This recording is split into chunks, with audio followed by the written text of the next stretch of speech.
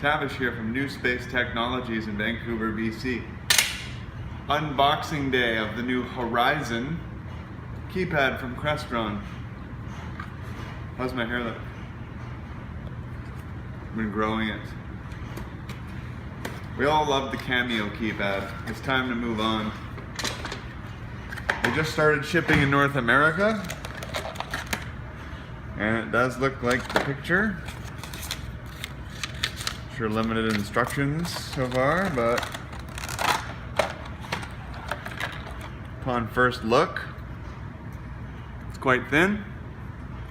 Finally, they did a Crestron in and out, so you don't need to jam two wires into one connector anymore, and there's a sense input. There has been some rumor about not being able to plate these in multiple gang configurations yet. So currently it's just a single faceplates, but I really wanted to see if you could install them side by side and the buttons stay.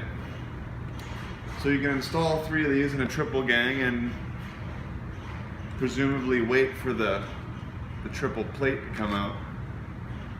I thought that these buttons might fall out, but they're tactile, it feels really good.